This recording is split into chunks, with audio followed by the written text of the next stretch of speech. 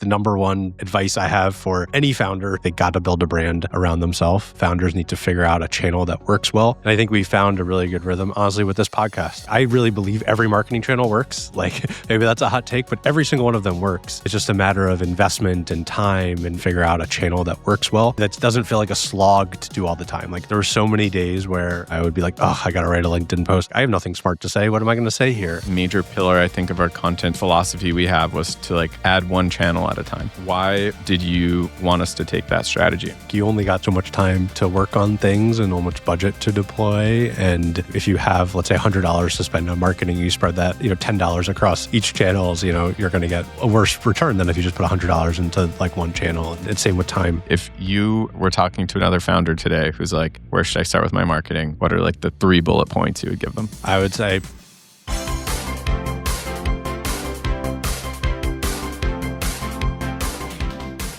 Hi everyone, welcome back to another episode of Grow and Tell. I'm Eric Doty here, head of marketing at Doc. I'm with Alex Kracov, CEO and co-founder of Doc. Welcome back, Alex, for another episode. What's up, Eric? Today, we're going to talk about marketing because it's a topic that we're both very familiar with.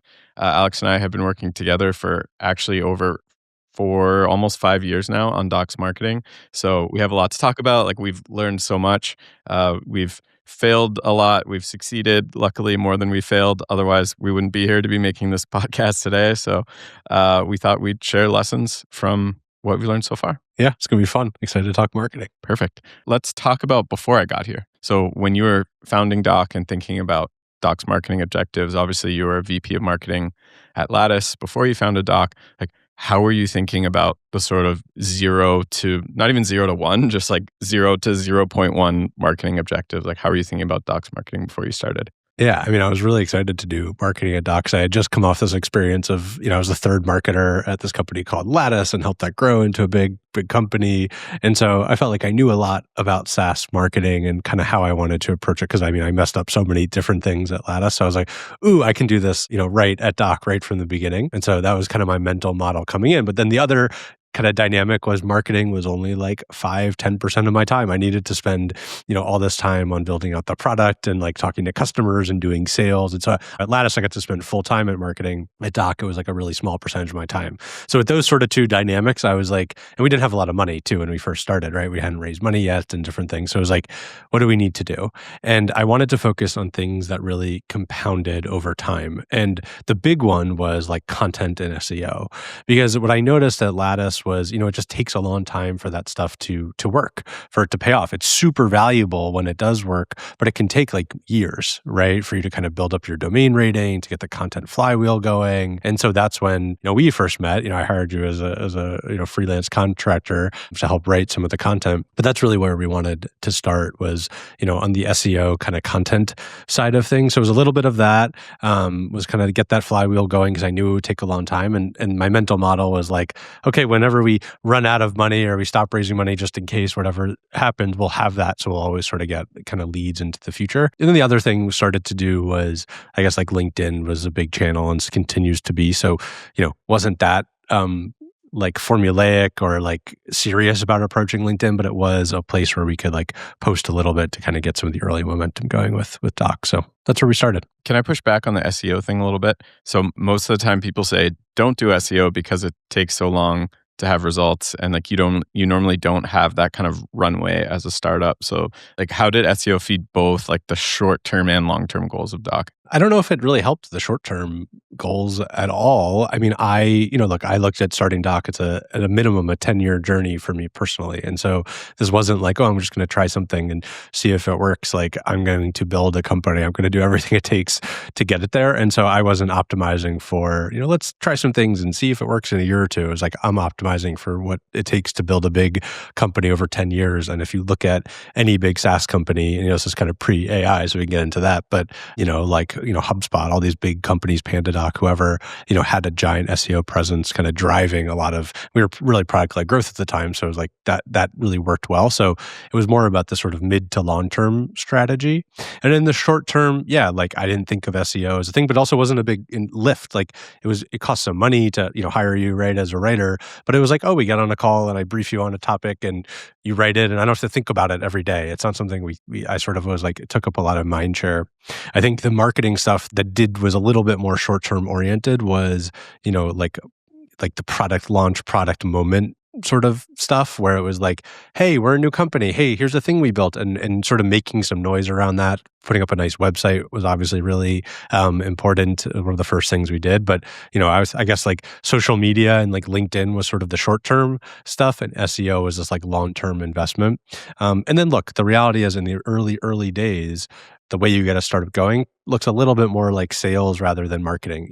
There's like some examples of, I think like Dropbox posts on Hacker News and boom, it goes viral. And that's like, good earned media, like, sort of marketing or viral marketing maybe. But most companies are sort of just like grinding it out to get those first 100 customers. And that's more what it looked like, at Doc. Marketing started to kind of build up the flywheel, but it was really more of like sales via LinkedIn or email and stuff was sort of the first batch of customers. What I really appreciated about our SEO strategy from the beginning is it was very kind of like reverse engineered from our runway and the business plan. So like in other companies I've been in, it's like, okay, you do SEO and like make us money as fast as possible. And, how long will it take until the line goes up? You came in with like, okay, this is going to be a 1 to 5 to 10 year plan. If we're going to be $1 billion company, we're going to have an SEO strategy in place. And then, okay, here's how much runway we have. We have this many years to get here. Here's our rough revenue model. This is what the SEO numbers have to look like to match that. And so it was like, I think we took a very, like, not to say like business oriented approach. That sounds kind of silly, but it's true. Like normally SEO is more of like let's try something, see if it works. If it doesn't, then we'll hedge our bets. We'll try something else. And I don't think you can really succeed with SEO. Of course, AEO is like a whole different thing. We'll get into that. But I don't think you can really succeed with like one toe in the water. I think you have to go all in and say, okay, 5 years from now, we're going to be successful. What does the path from A to B look like? And like the unfair advantage that I think I had starting Doc was like I knew what each marketing channel feels like to run. Like I really believe every marketing channel works. Like maybe that's a hot take, but every single one of them works. It's just a matter of investment and time and how good you are at sort of approaching that channel. And of course, channels decay over time and some have different properties and other, but they all work. And so like one really popular one with B2B is events, right? Like doing sponsorships and going to conferences and doing the booth thing or hosting your own events. And like I knew that was one expensive, both in terms of like money, right? Like sponsorships, can be 10, 20, 30, 40, 50K, right?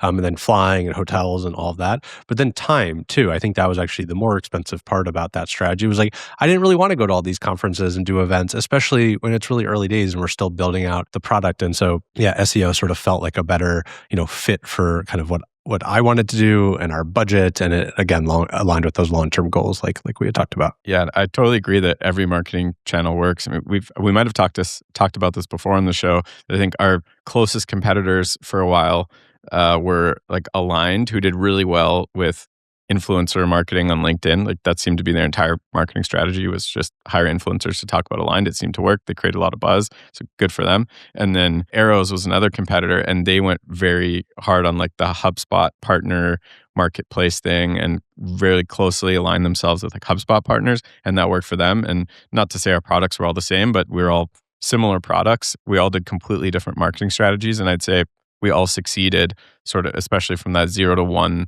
marketing mode with completely different tactics. So I think a really good lesson here from us and our competitors is that like choose a marketing channel and like stick with it and go all in on it rather than like hedging your bets. And probably anything, like you don't have to have the perfect marketing strategy. You just have to have one that you stick to and, have some confidence with. Totally. And then over time, you can like add more channels, add more complexity as you have more budget and people to help you and different things like that. Yeah. So let's go back to SEO a little bit because I think one of our goals at the beginning that was, I don't want to say misguided, but like our targets changed is when you hired me, you were like, I want you to make an SEO strategy that gets us 100,000 page views per month. And like, I don't even know, like not to like throw ourselves under the bus. I don't even know if we get 100,000 page views per year now, probably. I don't know the numbers off the top of my head, but it turns out like we never needed those numbers to succeed. Partly, we've talked before on the show, like our ACV changed a lot. So we thought we were going to be more of a product-led business where we're getting a lot of $50 users and we needed millions of site visitors to convert to $50 users. I mean, we turned more into a sales-led organization with, 5+ figure contracts. And so like the volume of traffic wasn't really needed to get to our business goals. But like, I guess looking back on our SEO strategy, I'm happy to comment too. Like, what do you think we got right, and what do you think we were a little misguided about? Yeah, I mean, I think the 100,000 thing was, me trying to be CEO, set, big audacious goals, right? And so, I don't regret saying that, but yeah, it's kind of funny to kind of look back on and think about that. And I think the other dynamic that just radically changes maybe halfway through this journey, it's like AI comes out and completely changes how people are searching. So there's like things that you don't expect, and that's like, that's a macro change that we didn't control that, relates to kind of this. But yeah, I mean, I think focusing on backlinks was really, really helpful, getting our domain rating up, and we hired a great agency to help with us to follow, and we were able to kind of get a lot of backlinks. And the only way we were able to get those backlinks though is we had a lot of high quality content as well that you were sort of, or you were leading that effort, not sort of leading that effort. And so, yeah, I mean, I think that sort of 1-2 punch did well. And then I guess like the stuff that seemed to work, and I'm actually really curious for your take on it, was much more of like mid-bottom funnel type of content. Like the generic, like, what is sales enablement? What is marketing? We didn't invest that much into, which was good because AI crushed all of that traffic. And what we sort of did better was a little bit like the more mid-bottom funnel content, digital sales and templates and different things like that.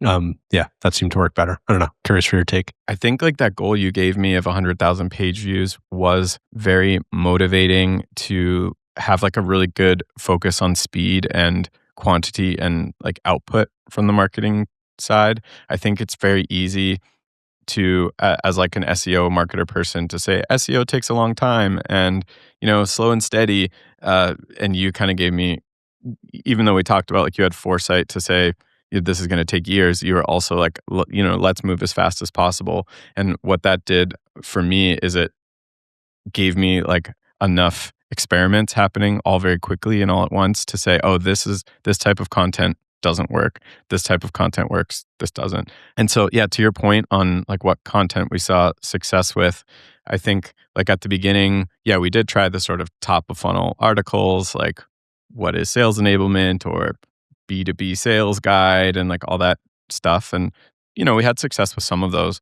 But I think some things that I found ultimately that were sort of not like recipes for success, because it's still not every time, but it was like very problem solution oriented searches of like, how do I make a sales proposal, or how do I build an onboarding plan? And it was very like tactical things that we could attach to the product that like from an SEO perspective, Google had incentive to rank us highly for those terms because we were also like the real solution to the problem. So it's not just that like we had the content, we could also say, oh, and here's a template and doc that helps you do that. So our content wasn't just like serving up an answer, it was serving up the solution. So once that kind of clicked in, it was like, okay, what are all the possible searches that like, not only can I tell them something useful, but can I give them something useful with the product? And so that like ultimately long-term turned into like anything we can build a template for, like software comparison articles, and kind of like a hidden nugget that I didn't expect was kind of like emerging terms in our industry.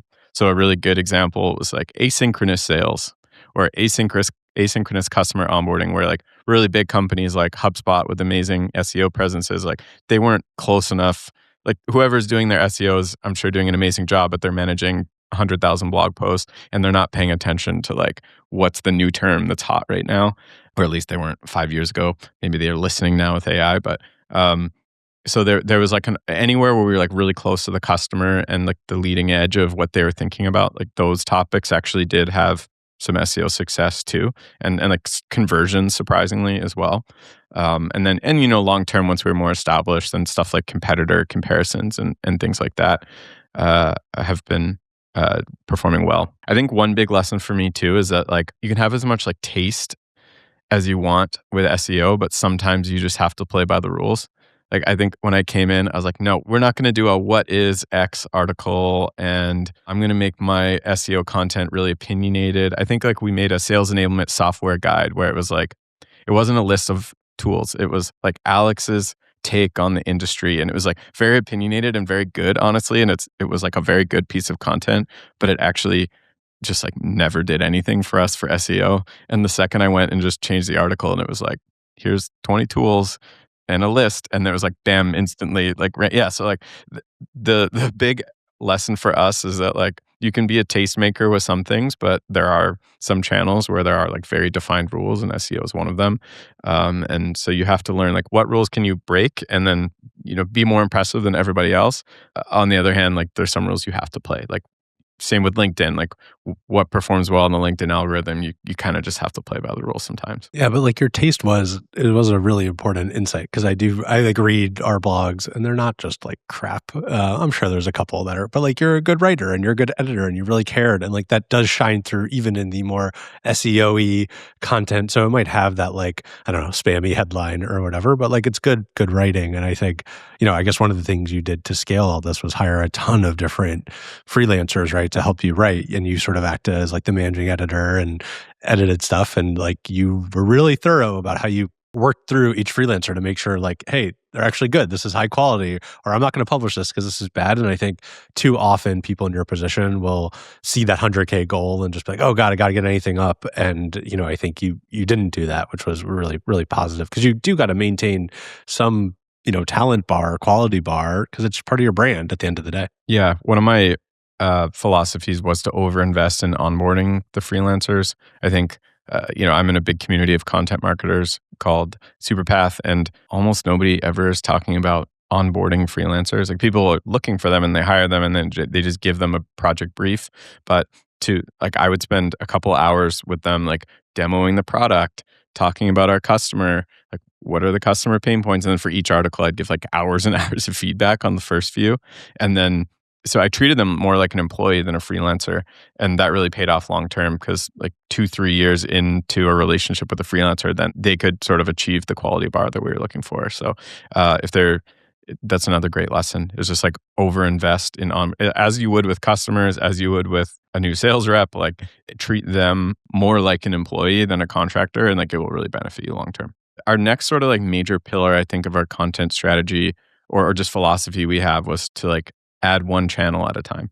So number one goal was get the SEO up and running, onboard a bunch of freelancers, get the blog going, and then add something else. So like, why did you want us to take that strategy? I mean, I had a vote in it, but I think it was mostly your plan of like, let's do one channel at a time. It's just focus, right? Like you only got so much, just me and you, right? There's only so much time we have to work on things and so much budget to deploy. And, if you have, let's say $100 to spend on marketing, you spread that, $10 across each channels, you're going to get a worse return than if you just put $100 into like one channel. And so, yeah. And it's same with time, right? And so wanted to be sort of really thoughtful about how we did it. And like, that's like, I think that statement's somewhat true. Like we did do a couple, like we weren't only doing SEO, right? Like we were posting on LinkedIn, we were doing product marketing-y stuff, but it wasn't, I would say, like the growth focus of the business for a while. Yeah. And the relationship or the sort of ratio changes over time too of what we're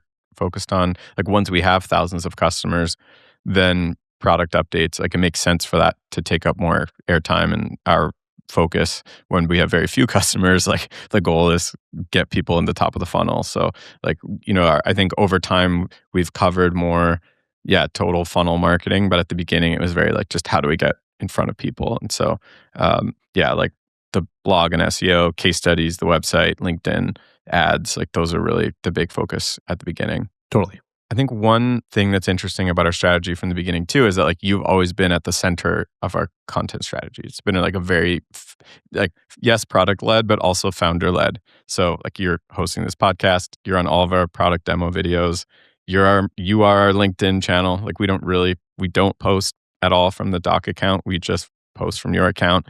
Founders are busy. You also have to focus on product. Like what makes it worth your time to sort of and why is it worth making you kind of still to 5 years in, like the face of Doc? I mean, I think it's just a form of marketing that I believe in and have noticed other people do. I mean, like Dave Gerhardt is maybe the classic example of this with Drift, not the founder, but marketing over there. And he wrote, I think, the book Founder Brand or something like that. And I really believe everything in that book. And like, I think people buy from people.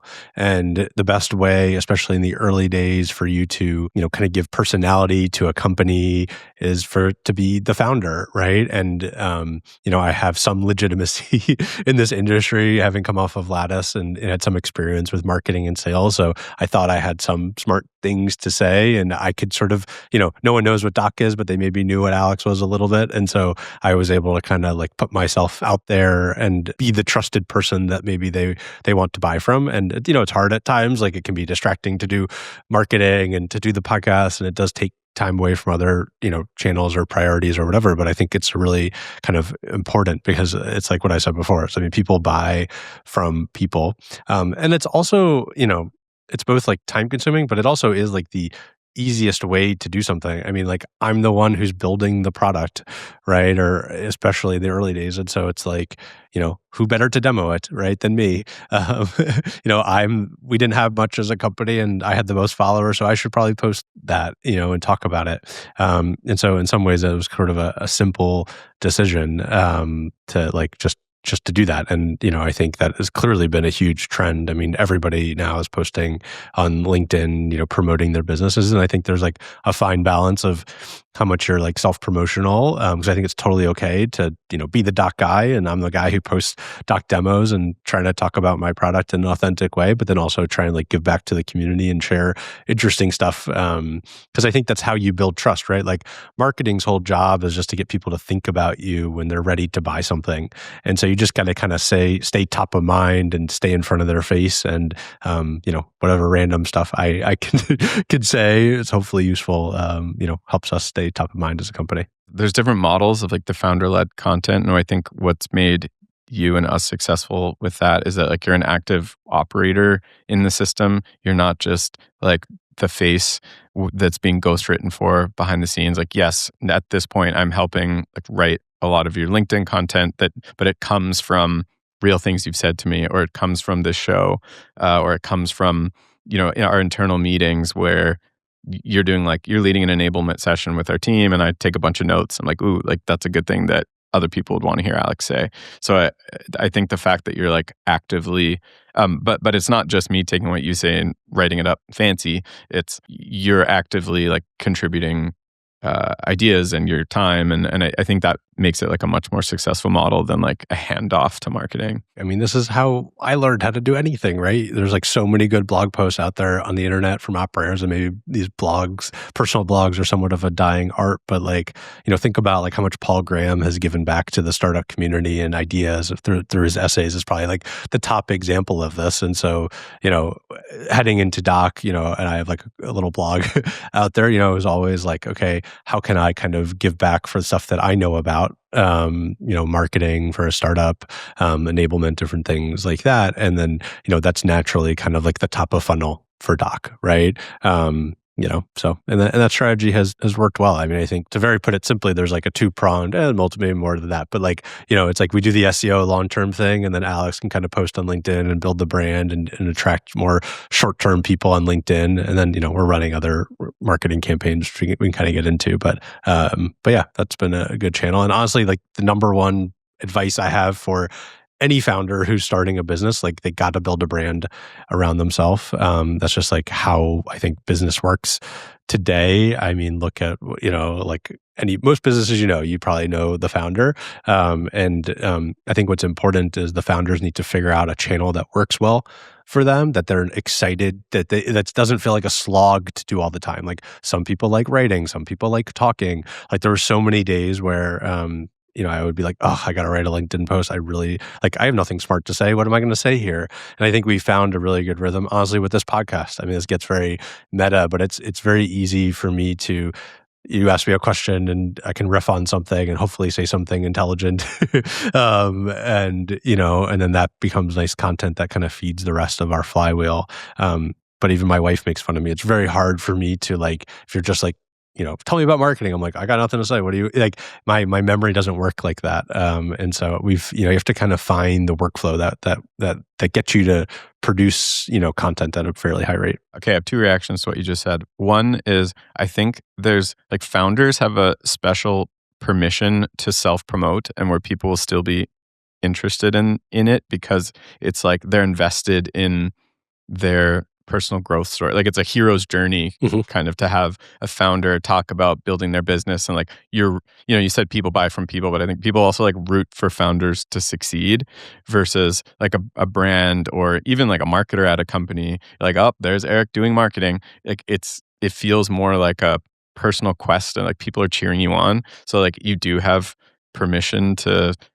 get away with more marketing than like anyone else, basically. So I think that's a really interesting dynamic. And then I think the second thing that's interesting there is that we had to develop a working relationship over time where I could figure out how to be like the extractor of Alex's ideas. So I think I hear from a lot of marketers who say, yeah, my founder wants to do founder-led marketing, but like they're not actively involved enough. And so I think my advice for marketers is you have to like insert yourself into their world. So they're almost definitely talking at your all hands. They're training the team. They're talking at like product sessions. Like go and find the places that they're already talking day to day and see how much you can extract from that. Obviously, lots of companies have call recorders now. Go see if you can like extract stuff with AI from those calls. But also like just find the mode that your founder likes to communicate in, just like you said, Alex. And like for us, it's just been this podcast, but also just like riffing for 40 minutes about a topic. I can come up with like 6 months worth of ideas. And then I can then I take that, I do the content myself and then I throw it back at you and you leave some comments but I've taken most of the work off your plate without putting ideas in your mouth. I think that's the big trick. Totally. And I think the other side of that is like project management of each other, but mostly you project managing me and then also just making it easy for me to create things. And I think about my relationship with Jack at Lattice, and it was like, we'd want to get podcast guests for our Research for Human podcast, and I'd like literally have to lock them in a room and be like, open up your email and you're going to email a bunch of people to invite them on the podcast, right?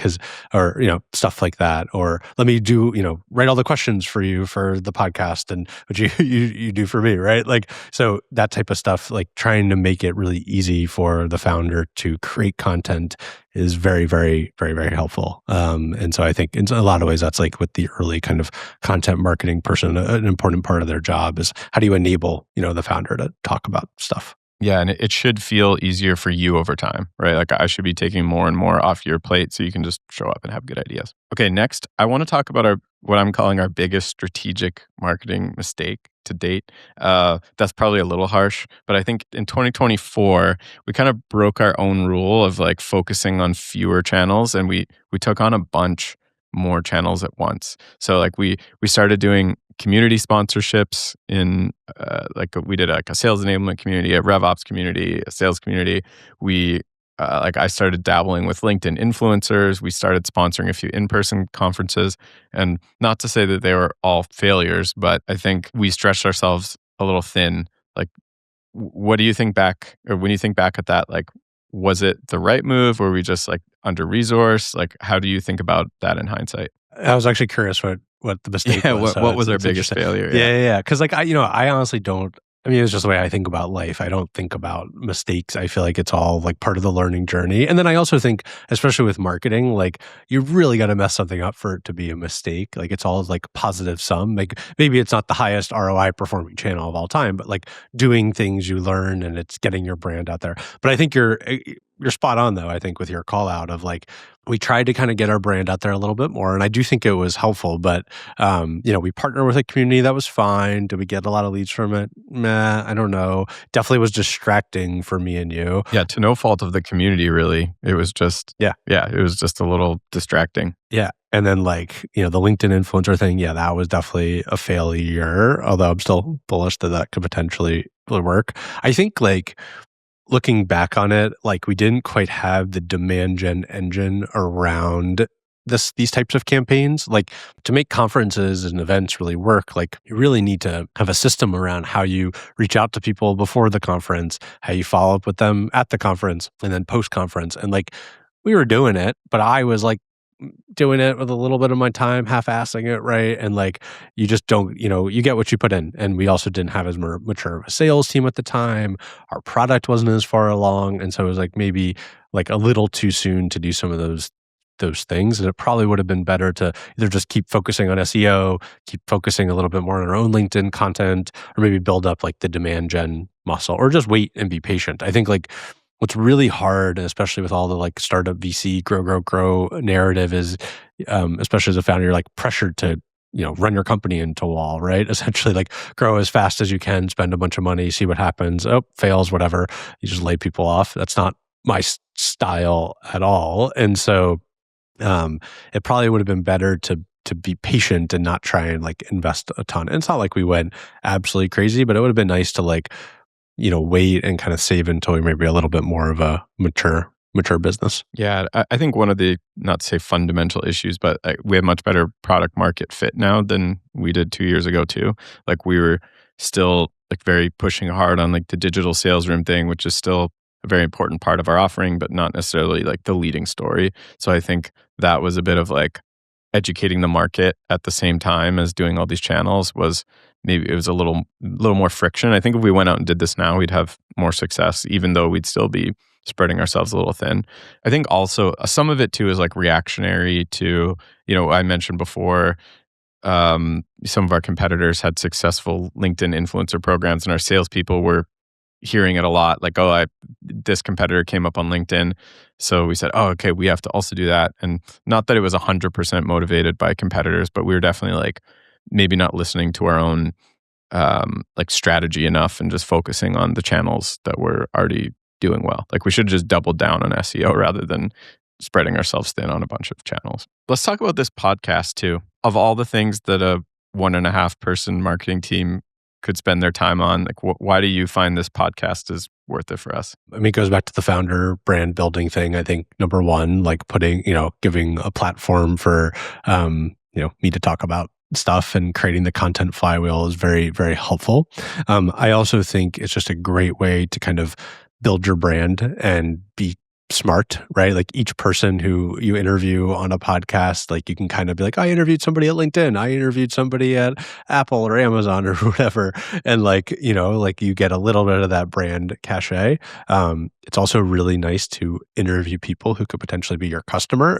So that's like a great way for you to, even if no one ever listens to the podcast, it's a great way for you to kind of build the relationship within your ICP, especially within senior leaders. It's like an excuse for you to kind of reach out and build relationships with those folks. I think I mentioned the content flywheel part a little bit. Like, that's also really important. And maybe the last thing I'll say is, like, especially in the world of AI, when like the written word, it feels very cheap, and like you can just like pump out blog posts and stuff like that. There's something like authentic about us actually talking, and we're real. We're not AI. But like, I think that like really helps. So yeah, it's kind of like it feeds the content flywheel, and just helps to build the brand. And like, look, maybe the last thing with the content flywheel is it's like gives us stuff to talk about on LinkedIn, which you need. There's only so much smart stuff I can say, but people I interview say a lot smarter things. And so I can kind of use their stuff on my LinkedIn as well. Yeah. And from the marketing operator perspective, like, the podcast for me has been the best source of ideas that feeds everything else. And so there's like the repurposing of the content itself. So yeah, we do video clips from the show that we can use on LinkedIn. We post them to YouTube, Instagram, etc. And like, it's just a good way to take one asset and then get a whole bunch of reach from it in various forms. I write a newsletter version. Please subscribe to it if you haven't, growandtellshow.com. But then there's also kind of like the repurposing of ideas, which I think is actually more important, where we talked about when I used to write SEO blog posts for Doc, like, I would sit down with you and interview you about whatever, learning management systems for an hour. And then I would take those insights and like try to squeeze them into an SEO blog post. Now what I can do is interview you on the show, where also like the audience benefits from it. We can use it for all those other purposes, but then I can actually then go and write like a very informed article about learning management systems or whatever it is, where I'm not just repurposing the assets, but I'm also repurposing the ideas. And so I think that's one of the lessons for, like, I'm the only marketer at Doc. Anyone who's a lean team, it's like if you're going to take on a channel or you're going to take on some sort of marketing task, always make sure that you can make like double or triple use of it. And like, if nobody listens to this show, will it still be useful for us? And in our case, like, the answer is yes. There's all these other uses for it. If you're like, okay, if this fails, SEO content is a great example of, like, if this fails, it will be useless and serve no purpose to the company. There's other things I've written, like guides that, like, they can also help our customer, like how to introduce your customers to digital sales rooms. Like, that's also something that it's a piece of content that serves some sort of like middle funnel thing, but our customer success team can also give that to a customer. And so whenever we're taking on pretty much any channel or asset, I'm thinking, can this be used in 2-3 different ways to make sure it's worth our time no matter what? Okay, so I think last big question, AI is obviously changing marketing. At Doc, we've had a very like SEO and content-led strategy. Like, how do you think AI and AEO and LLMs, all those things are going to impact that strategy, and how are we thinking about it going forward? Yeah, I mean, it's a very big question, and it's definitely going to like impact all the different functions of marketing. Marketing has so many different functions, right? And AI is going to come for sort of each one of those in different ways. Like, I think maybe one of the first places it kind of came for was, like, I guess it's maybe more outbound, right? Like outbound sales, but now marketing teams are often like running outbound for companies and doing like mass personalization at scale with, your AI SDR. And so marketing demand teams are starting to do that a little bit more. And I think that trend will kind of keep at it. Then there's obviously the way it's impacted, like content marketing is very impactful with, AEO, GEO, whatever we call it. Like what does next gen SEO look like, and the way you want to show up and get recommended, and ChatGPT and Claude is very, very different. I think one of the interesting things I've heard elsewhere, and I really believe this, is that in like the future is actually how do you get agents to recommend your product, not humans, which is very, very weird to think about. But like, when you're, a good example is like when you're setting up Lovable, right? They're just going to like set you up with Superbase and as their database, and Superbase has exploded in growth, and it's getting recommended to you by the Lovable agent, right, as part of setup. And so how does your product kind of fit into that is super interesting to think about. And how do you get in there? I don't know how. I'm still trying to figure it out, but I think that's like a really interesting dynamic. And then all the creative production is going to be really interesting, like creating, ad creative, videos, images. Like it's kind of there. Like I was playing around with ChatGPT trying to create some ad creative, and it's like it's not quite there. I still want to export it as a Figma file and make little edits, but didn't quite get me all the way. But that'll definitely work in the future. Like you can kind of squint and see it working. And then product marketing, I think this is an area where Doc is actually trying to make an impact, where, like how do you manage all the content that you're sharing with your sales team?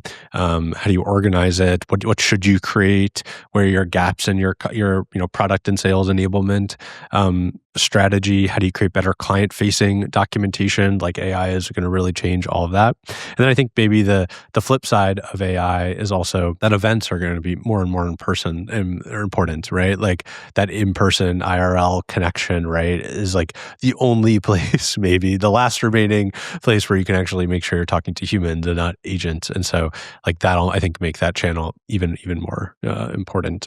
So yeah, it's a really interesting time to try and do marketing because it's all evolving very, very fast. Yeah, I have a few AEO thoughts. Like one of the first realizations I had for us at Doc is that like I've done really well at SEO via like content on our own website. And so when I first went into the AI analytics tools that were tracking like how often are you cited and how often you mentioned, like Doc had really high citation rate because we rank really well on Google. And so our content is getting sourced for AI, which is great. The downside for us is that AI does not trust, or like trust is a big word there, but let's say AI more so often uses third-party information about your brand than what you say about yourself. So for us, like one of the one of the challenges is even though we're ranking well with the content, like we also need everybody else on the internet to be talking about us. So like our SEO strategy has to evolve to like what's also happening off our site. And so that's like, for me, that's like a big challenge to figure out for 2026. We can say whatever we want about Doc, but other people also have to be saying things about docs. So that's kind of like big, interesting pillar number one. I think also there was like a leak of Google's algorithm last year or a couple of years ago that was talking about how much, and this has been talked about for a while, but how much like the author entity matters more than it used to. So like who's giving the advice and what's their reputation. So I think that also goes back to the founder brand thing, that like post from Alex Kracov about sales enablement is going to be more successful than post by Doc about sales enablement, probably. And so like building up the brands of people and even like people on our team, making sure that our head of sales is posting content about Doc and other things, or our customer success people. Like I think not just the founder brand, but like the version 2.0 of that is like all this employee-led content is going to be important. That's something I'm thinking about too. And yeah, and then to your point about content production, there was sort of like version 1 with AI that was like, okay, we can all write blog posts with AI now. Great. I think version 2 will be like all the Claude code systems that get built behind these things. Like I've built a competitor database that scrapes information about like every feature about all our competitors from their websites, and then that helps me make content that's like more deeply researched. Or like I have a huge AI system behind this podcast that can like help me spin up content like sourced from our own first party material.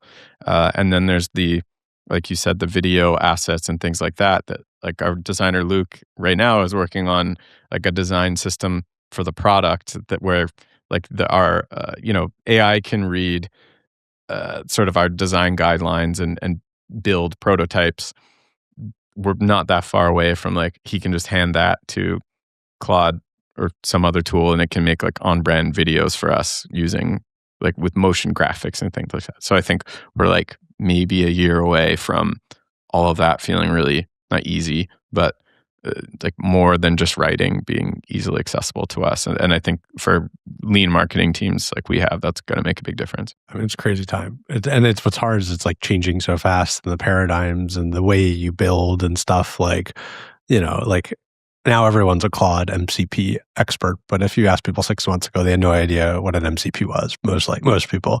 So it's like a very funny kind of dynamic that's happening, but it's a fun time to be building, and you got to definitely stay in the loop on all the different trends and things. But yeah, very, very fun times. Okay, very last question. So like really quickly, if we're talking to another founder today who's like, where should I start with my marketing? What are like the 3 bullet points you would give them? Let's scope it down to a B2B founder. Yeah. I would say post on LinkedIn every day, 5 days a week, 3 to 5 days a week at a minimum. Make an amazing website that looks really good and sort of outsized for your brand. And then like make sure you talk about the product you're building, like create fake product moments for like different things you're releasing. Like nothing is too small, nothing is too silly, but try and create little moments where you can kind of package up and talk about, like you can launch your product multiple times and talk about it a lot. So that's kind of gets that product flywheel going, because especially in the software industry, people want to see that product momentum, and doing that on the product marketing side is a great way to do that. Perfect. Great advice. Thank you so much, Alex, for chatting with me about marketing, our favorite topic. Thank you, audience, for listening to us talk about marketing for an hour. If you want to subscribe to the show, go to growandtellshow.com. You'll find us on Spotify, Apple Podcasts. We have a newsletter and YouTube as well. And we'll be back next week with another episode. Thanks, Alex. Sweet. Thank you, Eric.